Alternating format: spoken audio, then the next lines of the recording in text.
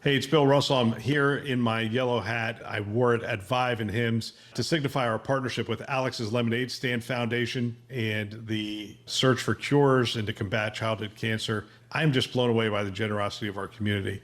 With the help of our partners, SureTest, Rackspace, CTG, and some of you giving individually, we were able to raise close to $40,000 at those two events. It is just exceptional. And I would like to thank all of you who have joined us in this cause. If you would like to be a part of it as well, go ahead and hit our page, thisweekhealth.com. You can go to the top blue banner that is on our homepage and click on that to give today. Thank you again for being a part of this effort and this cause. Today in Health IT, hourly thinking in a productivity world. Here we go. My name is Bill Russell. I'm a former CIO for a 16-hospital system and creator of This Week Health, a set of channels and events dedicated to transform healthcare one connection at a time. We want to thank our show sponsors who are investing in developing the next generation of health leaders: SureTest, Artisight, Enterprise Health, Parlance, Certify Health, Notable, and ServiceNow. Check them out at thisweekhealth.com/today. If you haven't checked it out, check out our news service, thisweekhealth.com/news. It's where I'm pulling all these stories from.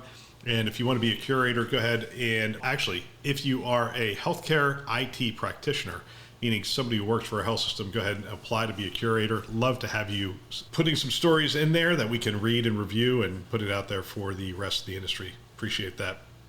And two other quick things. One, we are doing Captain's Campaign for Cures. Love to have you be a part of that. We're doing that at Vive and at Hims. $1 for everybody who's in the picture. Just take the picture and post it to social media, preferably LinkedIn, and then tag Captain Lemonade or This Week Health. And we're going to give it $1 for everybody who is in that picture. And we have a couple of great sponsors lined up for that, SureTest and CTG, and we appreciate them being a part of it. If your company wants to be a part of it and get noticed, doing good at Vive and Hims, let us know. Finally, share this podcast with a friend or colleague. Use it as a foundation for daily or weekly discussions on the topics that are relevant to you and the industry.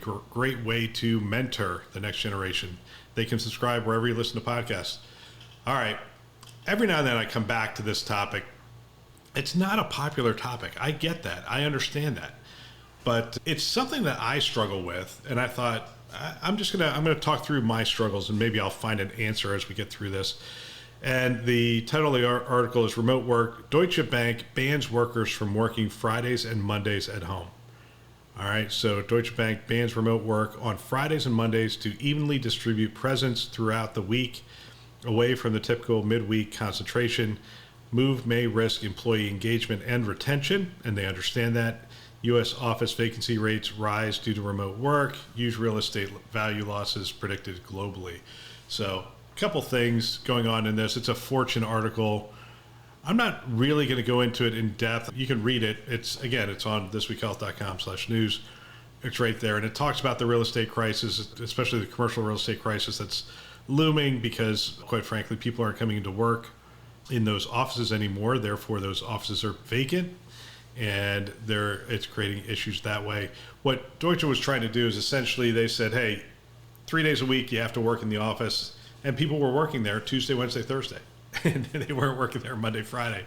And it was creating a challenge for them logistically or just from a presence standpoint. Do you have enough workers in the location to handle it?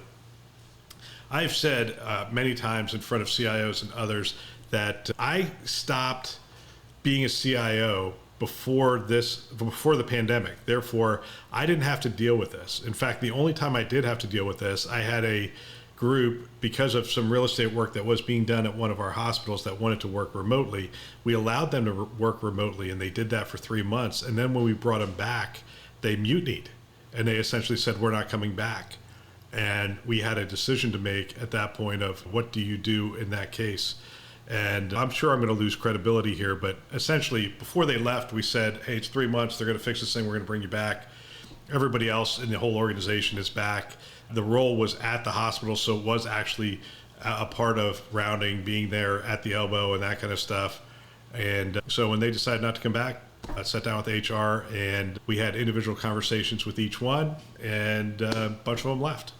And that was okay because, again, expectation set. They didn't meet that expectation. And that was the world that we lived in back then. I don't think you can get away with that now, but it's interesting. So I titled this Hourly Thinking in a Productivity World. And today I'm recording this on President's Day. President's Day is a vacation day for a significant number of organizations, and maybe your organization is one of those. My organization is not one of those. We give 17 paid holidays in our company, which is fairly generous, but this is not one of them. We chose Martin Luther King's birthday instead of President's Day for various reasons, and you can't give more days off than the government, otherwise you go out of business. So 17 paid holidays, this is not one of them. And one of the things I know, almost beyond a shadow of doubt, and again, I don't know beyond a shadow of doubt, my gut tells me is I got, as the owner of the company, probably 30% of the hours that people would normally work today. So if today was supposed to be an 8-hour day, I would guess that my staff worked 3, maybe 2.5 today, just in general. I think that's what transpired. And it got me thinking, am I upset about that? I'm not really upset about that because that's really hourly thinking. Like, they have to be here 8 hours to produce something.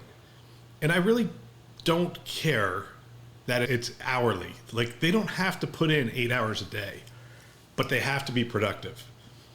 So if there were things that we expect for tomorrow's meeting and it's not done, that's a different conversation than did you put in 8 hours yesterday. And as I was thinking through, I think for a lot of managers, we have to get past this hourly thinking. And now you might be sitting there going, oh, yeah, of course, we've already gotten past this. We've gotten past this until it becomes a problem again, until we're not getting things done, we're not being effective, and then you have to look at things, and then you, like Deutsche Bank, go back to that old thinking of if we just bring them into the office for 8 hours, then they will be productive, which we all know is not true. And so we have to move beyond hourly thinking. We have to move towards productivity thinking. The challenge with that is we don't know how to measure it. Like, we don't know how to manage to it, and we don't know how to measure it real well. We assign things, we get them done, but those are task workers. We have a lot of workers today that aren't task workers per se. You don't give them stuff and they do stuff. They're more strategy. They're more thinking workers, that they have to take a problem and solve a problem. And some problems are solvable within minutes, and some problems are not solvable within months. So how do you measure their effectiveness with regard to this? I don't have an answer for that, but I will say we have to move away from hourly thinking towards productivity thinking. And I'm trying to move my entire organization to this idea of productivity thinking. I want them to be more productive.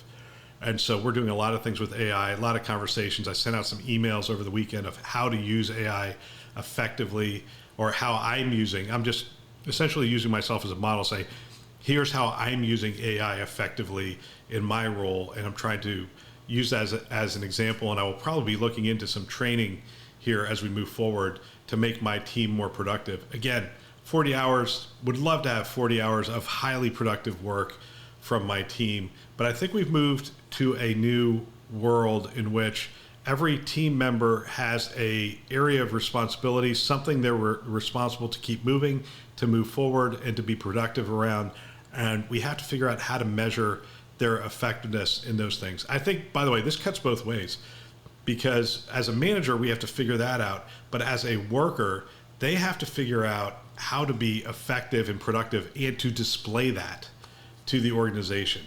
Are they moving forward? And when they get stuck, do they know how to get unstuck? Do they know how to engage people to get unstuck? And I'm wondering if we're forgetting how to work as a team. Bring people together to solve problems. Anyway, these are just things that are floating around in my head. Thought I would share them with you today, but I do believe we have to move beyond hourly thinking to productivity thinking, both as managers and as workers. We are about being productive, and that is, I think, going to be more and more critical as we move forward, especially with the advent of AI. Because more and more of that hourly thinking and that hourly work, the things that you need people to put in 8 hours for, are going to go away, because the mundane is going to be taken by computers. and it's going to be done that way. So again, you're paying people to get something done. What are you paying them to get done? And how are you helping them to get that done in this new world? All right, that's my thinking for today. A lot of rambling, actually, but just thought I'd share that with you and love to get your thoughts. Go ahead and shoot me a note. That's all for today. Don't forget, share this podcast with a friend or colleague. Use it as a foundation for keeping the conversation going and a foundation for mentoring. We want to thank our channel sponsors who are investing in our mission to develop the next generation of health leaders: SureTest, Artisight, Enterprise Health, Parlance, Certify Health, Notable, and ServiceNow. Check them out at thisweekhealth.com/today. Thanks for listening. That's all for now.